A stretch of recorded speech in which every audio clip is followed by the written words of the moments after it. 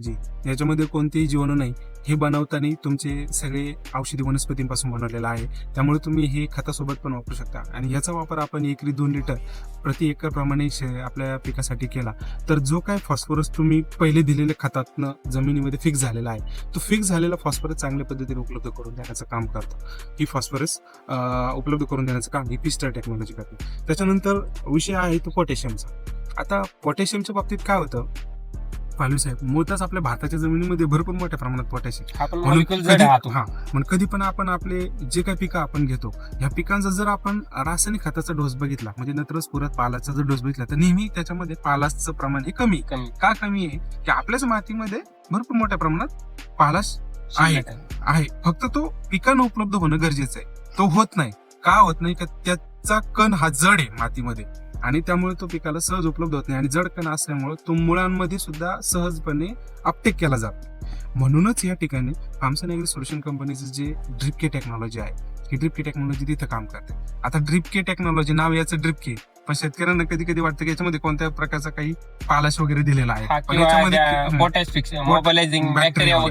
कोणत्या प्रकारच्या बॅक्टेरिया नाहीये आणि कोणताही पालाश याच्यामध्ये आपण शेतकऱ्यांना प्रोव्हाइड केलेला नाही.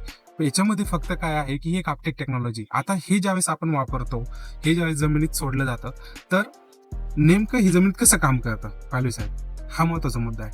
आता हे जमिनीत वापरल्यानंतर हे साधारणतः आपण शेतकऱ्यांना सुचवतो की 2 ते 3 लिटर प्रति एकर या प्रमाणात आपण शेतकऱ्यांना वापरायला सुचवतो. आणि ज्यावेळेस याचा वापर जमिनीमध्ये होतो, ही जमिनी जातं, त्यावेळेस काय होतं की मुळांची इलेस्टिसिटी म्हणजे मुळांची लवचिकता जी म्हणतो आपण, ही मुळांची लवचिकता चांगल्या पद्धतीने वाढते. लवचिकता वाढली म्हणजे काय होतं, लवचिकता वाढते ही पहिली बाजू. दुसरी बाजू, जमिनीमध्ये जड अवस्थेत असलेला जो काय पोटॅश आहे किंवा जो पालाश आहे तो एक बारीक कण स्वरूपात व्हायला सुरुवात होते याचं ऍप्लिकेशन केल्यानंतर आणि त्याचं बारीक कणात स्वरूप झाल्यानंतर. आणि दुसरी बाजू, पहिली बाजू जी आपण म्हटलं की मुळांची लवचिकता आणि याच्या वापरामुळे मुळांची लवचिकता होते आणि दुसरी बाजू की कणांची साईज बारीक होते आणि ह्या दोन्ही गोष्टी व्यवस्थित झाल्यानंतर मुळांमधून त्याचा अपटेक व्हायला सुरुवात चांगल्या पद्धतीने. म्हणजे थोडक्यात कॅटायन आयन एक्सचेंज. तो कॅटायन आयन एक्सचेंज अजून पुढची गोष्ट आहे, मी तुम्हाला बोलतो त्याबद्दल. पण पहिली गोष्ट की मुळांची लवचिकता होते. मुळांची लवचिकता झाल्यामुळे त्या लवचिकतेच्या गुणधर्मामुळे सहज पालाचा जो काय हे आहे कण किंवा जो पालाचा रेणू अणू आहे तो सहज मुळांमधून आतमध्ये शोषला जातो.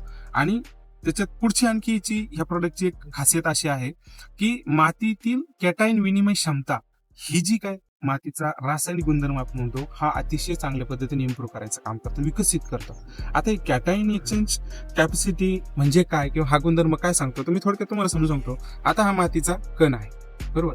मातीच्या जमिनीमध्ये मातीच्या कणावरती सगळे ऋणप्रभार आहेत. आता ऋणप्रभार धनप्रभार आपण विज्ञानामध्ये शिकलोय, बरोबर. आणि आपण जे काय खनिजे, जे काय आपण मूलद्रव्य देतो हे सगळे ऋण आणि धनप्रभारामध्ये शोषले जातात. जसं की फॉस्फरस जातो PO4- ह्या कणामध्ये झाड शोषतं. तुमचा मॅग्नेशियम जातो Mg+ ह्या फॉर्मॅटमध्ये शोषला जातो, या फॉर्ममध्ये शोषला जातो. किंवा तुमचा पोटॅश K+ मध्ये शोषला जातो. तुमचा फेरस आहे Fe+ या फॉर्म मध्ये ऍब्सॉर्ब केला जातो. किंवा तुमचा हा आहे झिंक आहे Zn+ या फॉर्म मध्ये ऍब्सॉर्ब केला जातो. मग मातीच्या ह्या कणावरती ऋणप्रभार आहे. ऋणप्रभाराकडे हे जे काय धनप्रभारवाले जे पोषक तत्व हे चांगल्या पद्धतीने बाइंड होऊन जातात, बरोबर आहे. हा गुणधर्मच आहे की ऋणप्रभाराकडे धनप्रभार आकर्षित होणं आणि एकमेकाला धरून बसणं. तसंच मातीमध्ये ऋणप्रभार मातीमध्ये असल्यामुळे सगळे धनप्रभारामधले इथं आकर्षित होऊन बसतात. पण हे जर आकर्षित होऊन बसले आणि टाईट जर झाले तर तुमच्या पिकाला हे अन्नद्रव्य उपलब्ध होणार कसे? मग हे धरसोड करण्याची जी प्रक्रिया मातीमध्ये की हे समजा सगळे Mg+ झाला, इथं पोटॅशियम K+ झाला, हे जे मायनसला धरून बसलेले हे प्लस मायनसने धरून ठेवलेले हे जे प्लस वाले पोषक तत्व आहे, प्लस चार्ज वाले, हे रिलीज होण्यासाठी हे ड्रिप की टेक्नॉलॉजी चांगल्या पद्धतीने मदत करते. मग धरसोड केल्यानंतरच ते पिकाला उपलब्ध होतात. मग समजा इथं Mg+ आहे, झिंक Zn+ आहे, तुमचा फेरस आहे ज्याला आपण लोह म्हणतो Fe+, किंवा मॅग्नेशियम Mg+, त्यानंतर पालाश तुमचा K+ ज्या फॉर्म मध्ये येतो, हे सगळे इथं धरून ठेवल्यामुळे हे चांगल्या पद्धतीने पिकाला अवेलेबल होतात. का तर याच्यातल्या ह्या तुमच्या कॅटायन एक्सचेंज प्रक्रिया चांगल्या पद्धतीने इम्प्रूव्ह जाणार. कारण हे काय करतं की ही एक्सचेंज प्रक्रिया फास्ट करतं.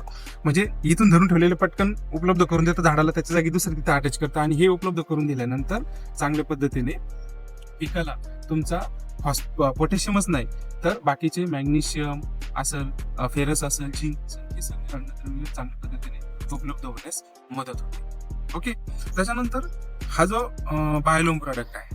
ओके, आता बायोलोम मध्ये काय झालंय की पालवी साहेब आपल्याला सर्वांना माहिती की याच्यामध्ये एक इन्स्टंट कार्बन आहे. आपण 30% पर्यंत शेतकऱ्यांना इन्स्टंट कार्बन उपलब्ध करून दिलेलं आहे पिकासाठी. म्हणजे सुरुवातीला अगदी पीक तुमचं लागवडीनंतर एक वाढीच्या अवस्थेत असताना आपण याचं ऍप्लिकेशन शेतकऱ्यांना 1-2 लिटर प्रति एकर प्रमाणे सुचवतो.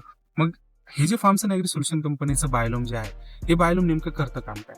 आता सगळ्यात महत्वाची गोष्ट काय आहे की याच्यामध्ये सगळ्यांनी समजून घेतलं पाहिजे, तुम्ही समजून घेतलं पाहिजे की हा ऑर्गॅनिक कार्बन जमिनीमध्ये गेल्यानंतर काय काम करतं. ऑर्गॅनिक कार्बन हा तुमच्या जमिनीमध्ये उपस्थित असलेल्या जे काही तुमचे सूक्ष्मजीव आहेत, ह्या सूक्ष्मजीवांचं खाद्य आहे. बरोबर. आणि ज्यावेळेस सूक्ष्मजीवांना त्यांचं खाद्य मिळतं, त्यांचं खाद्य त्यांना चांगल्या पद्धतीने मिळाल्यानंतर ते त्यांचं जमिनीमध्ये त्यांचं कार्य चांगलं करतात. आता त्यांचं कार्य जमिनीमध्ये काय, जसं की आता उदाहरण द्यायचं जर झालं तर मी नेहमी बोलत असतो शेतकऱ्यांसोबत चर्चा करताना की आपण बाजारात मेथीची भाजी जर आणली आणि मेथीची भाजी आहे अशी आपण ताटात घेतो का?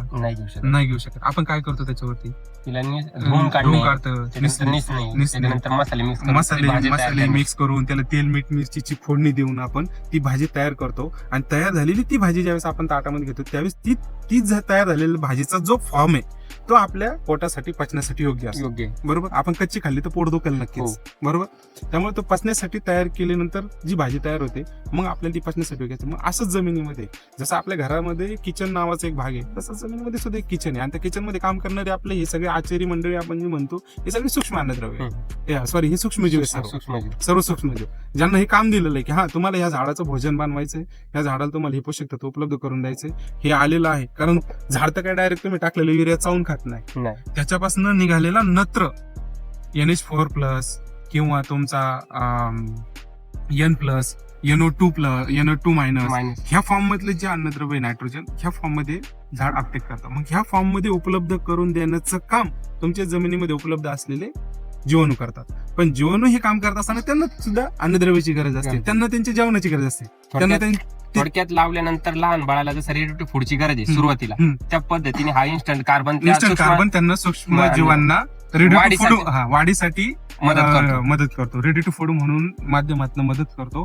त्यांची उत्पत्ती चांगल्या पद्धतीने वाढतो. कारण तुम्ही पण लक्षात ठेवा की आपल्या जमिनीमध्ये दर 8 मिनिटाला एक सूक्ष्मजीवाची पिढी तयार होत असते. आणि शेतकऱ्यांची तर सरळ प्रॅक्टिस आहे का शेण खत ते काय भट्टी वगैरे लावत नाही. जसं गोठ्यातून उचललं तसं डायरेक्ट जमिनीत, ते तर घातक आहे सूक्ष्मजीवांना. हा घातक पण आहे, त्याची उष्णता पण असते, या सगळ्या गोष्टी असतात. त्यामुळे आपण इन्स्टंट ऑर्गॅनिक कार्बन देऊन सुरुवातीला सूक्ष्मजीवांची कार्यक्षमता चांगल्या पद्धतीने वाढून जमिनीमधले उपलब्ध जे काय अन्नद्रव्य ते पिकांना चांगल्या पद्धतीने उपलब्ध करून देऊ शकतो. ओके, धन्यवाद सर तुम्ही आल्याबद्दल आणि शेतकऱ्यांना दिलेल्या माहितीबद्दल. धन्यवाद.